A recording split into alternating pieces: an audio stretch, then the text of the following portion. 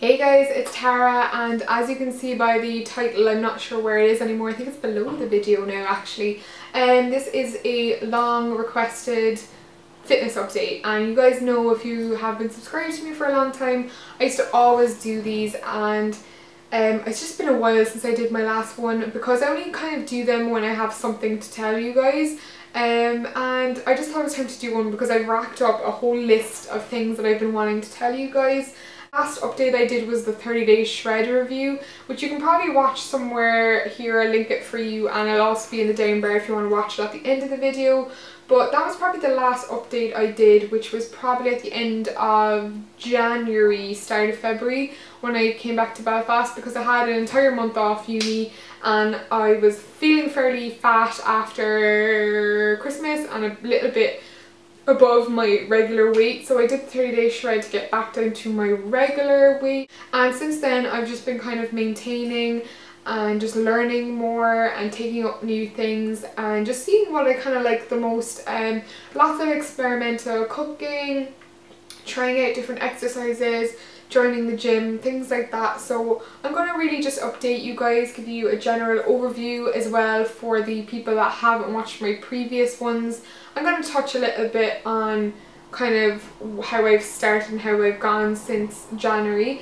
Also, because my student grocery shop healthy vlog was such a success, I decided I'm going to throw in some of my recent health food purchases that I haven't tried before that I'm quite excited about, and maybe you guys can give your 2 cents on recipe suggestions or other things I can try that are along the lines of the things I got, or whether you're interested in trying them. So stay tuned till the end of the update for that. But really quick, I'm just going to run through, because I don't think I ever actually told you guys my weight, my measurement and stuff like that when I first started. So when I first started, before the 30-day shred, I was 62 kgs, 136.5 pounds, so nearly 10 stone, like verging on the 10 stone. I'm 5'6" in height, so I mean, by no means that was not considered overweight. I mean, I checked my BMI and all that, and I was still in the healthy section. I mean, I wasn't I didn't feel severely overweight. I mean, I'm 20 and I just felt like I was a bit bored of the way I was eating and the fact that I wasn't fit, and I just wanted to make myself be the best Tara I could be. So that's why I kind of started the whole lifestyle change about a year ago. But for the first year I worked more on my eating habits and experimental cooking, and eventually getting into healthy cooking and stuff like that.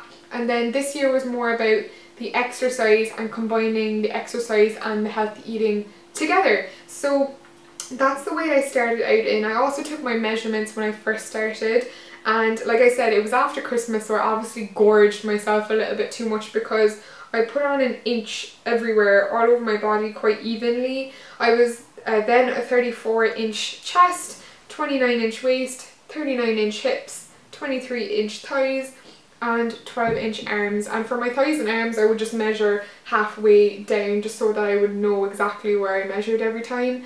And usually I was a 33-inch chest, 28-inch waist, and I was never bigger than a 28-inch waist. That was like my standard weight that I never, like, no matter how much I ate, I would never really stray further from that 28-inch waist mark. And that's sort of the measurement I like to go by for my body. So yeah, I was just feeling a bit sluggish, so I dedicated the whole of January when I was at home with my parents to do 30-day shred, which got me back to my regular weight and my regular measurements, which of course was an inch less than all the measurements I just listed out.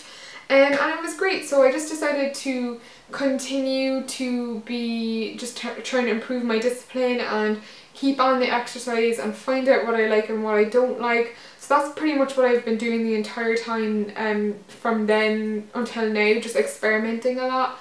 And I think I've found a lot of things that work for me, but my routine keeps changing. Like, I really thought I'd have the whole of summer to dedicate to this, but it turns out I got a job, which I didn't think I'd get. So again, everything's flipped now. Now I have a new routine to try and adjust to, which of course I will update you guys on in the next fitness update, because I know a lot of you guys have busy schedules as well. So I'm quite excited to see how I figure this one out. Just step it up a notch. and just use my days a little bit more wisely. So I started training about 6 days a week. I would do 3 days rest day and 3 days rest day, 3 days rest day. I would never do like 6 days in a row or anything like that. But those days would consist of a half an hour 2-mile jog and half an hour of weights, which included 15 minutes of arms and legs and 15 minutes of abs, which I thought was very fine for me. I think the hour was very quick for me, and to be honest, any more than an hour and I get bored. So I found that I was getting a good amount of cardio and a good amount of weights done in 1 hour every day, and then I was free to do whatever else for the rest of the day. So I just found that was working really well for me, and I was watching what I was eating and things like that. So I did take my measurement around the 4th of June 2013, which was probably about a week before I moved back up to Belfast, and I discovered that I had lost 4 pounds since the start. I don't really know since when, to be honest, because I never took my I haven't taken my weight since before the 30-day shred back in January. So I think I never have really lost weight in the pound sense, like on the scales, but I know I've always been losing weight the entire time because my measurements have been getting smaller, or they've been maintained. But to actually see that I've lost 4 pounds while trying to get lean was really exciting for me, because I don't know, I was only trying to lose 10 pounds anyway. So I think 4 pounds was a big chunk of that, and I was really happy. It was a nice surprise. I know it's not a lot to some people, but for me it was a lot, because I feel like I'm not overweight to begin with. I've always been on that last 10 pounds and I just can't seem to shift it. So I was really happy that I was down to 132 pounds. So that was about 2.5 weeks ago now, maybe. And yeah, so since starting my job, that all my training sort of stopped, which I was a bit gutted about, but I really didn't have much of a choice. This is my first weekend actually just chilling out and doing nothing for the week. We're not doing nothing, I've been filming all weekend, but it's my first weekend just getting a chance to do the shopping and maybe doing a bit of exercise as well. I know people say where there's a will, there's a way, which there is, but honestly my job is like doing an 11-hour exercise circuit anyway. I do about an hour of cycling in total to get to work, and then I'm standing all day, I'm lifting all day, I'm hammering, I'm riveting, I'm working with heavy material, working, you know, with sewing machines. It's just everything, you know, and I just feel like I'm burning off a lot of what I'm eating during the day anyway. The one thing it's a bit of a double-edged sword. I don't know whether I'm happy about it or whether I'm not. To be honest, I'm not really, because when I was back in Cork, I finally found a way to have more regular meals during the day. I was having about maybe 3 to 4, including snacks, meals a day, which you guys know I had a big problem with before my last update, because I would rather have no breakfast and lunch and no snacks and just have one big huge dinner.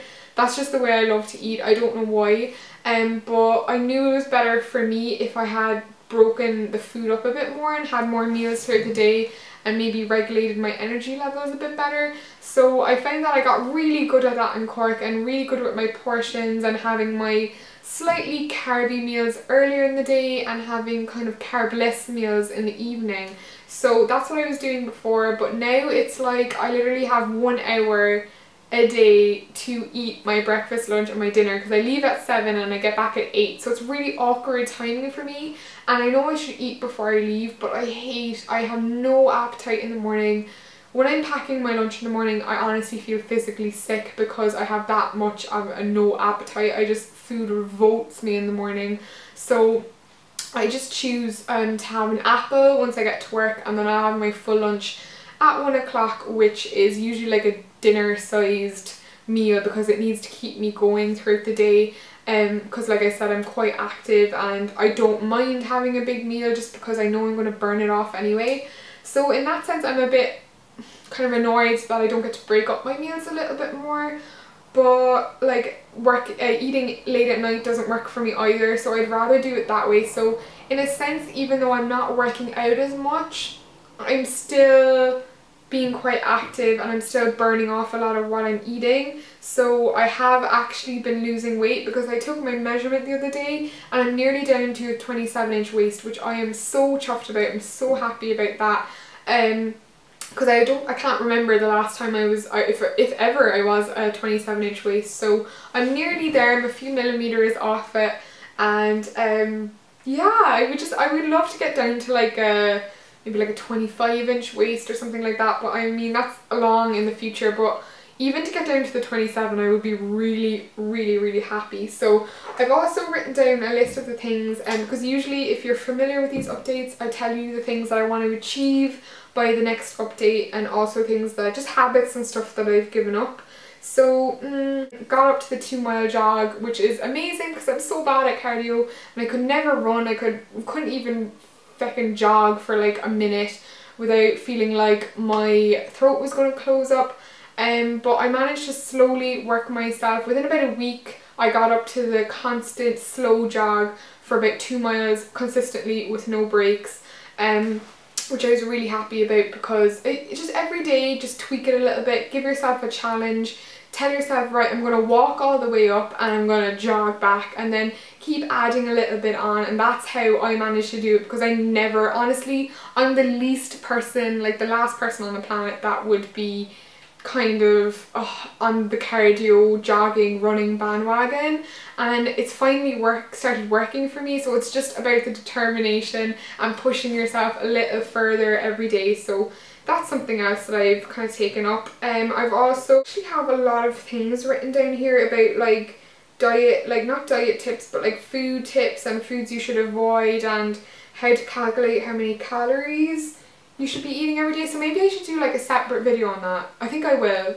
Yeah, like this video if you want to see like a I hate the word diet, like a healthy lifestyle kind of foods you should avoid video, and foods that you should eat, because I think that would be quite fun, and maybe exercises and stuff like that. So yeah, like this video if you want to see that. The food part of the video, which I promised you guys, and I popped into Avoca and Holland and Barrett at the weekend. The first thing I've been dying to try for ages, but I can't find it that easily in Belfast because all the Tesco's and chain supermarkets and Marks and Spencer's, none of them have quinoa, which is something I've been wanting to try for ages. And you basically boil it and it just puffs up like couscous. It just looks like loads of tiny little seeds in there. So I've been trying to get my hands on this for ages, and it basically is the same as couscous, but it's gluten-free and it's packed full of protein, and I believe quite low in fat.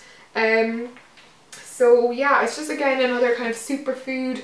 And I do eat brown everything anyway. All my pasta and all my rice is brown, but I just kind of wanted to step it up a notch and maybe replace it with this, just because I don't know, for protein you can kind of get sick of eggs and fish and things like that. So I thought that this would be a nice alternative serving of protein to help, you know, heal your muscles after a good workout, and make sure that, you know, they're getting toned and you're not like hurting them or ripping them or anything. So yeah, if you have any like food suggestions for this, then do give me a shout, but I'm quite interested to try it. I also got, then I popped into Holland and Barrett, and finally got something I've been wanting to get my hands on a few weeks now, and it is extra raw virgin 100% natural coconut oil, and it just looks like this. It looks like a little Yankee candle, and basically it's suitable for vegetarians and vegans, and it is basically just coconut oil. You use it in your frying pan or whatever you want to cook in, and it even does look like candle wax. Like, that's the only way I can describe it. It literally, you basically just spoon it out. You only need like about half a teaspoon if you're frying something, and it's basic. Oh, it smells so good. It smells like literally a coconut candle.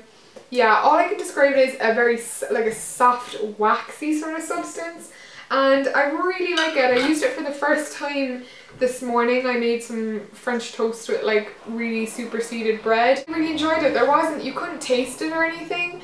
It did smoke up a little bit in the pan, not a huge amount. I just noticed that it was a little bit of a smoky substance, but after it's finished cooking, it doesn't leave like a greasy residue on the pan or anything.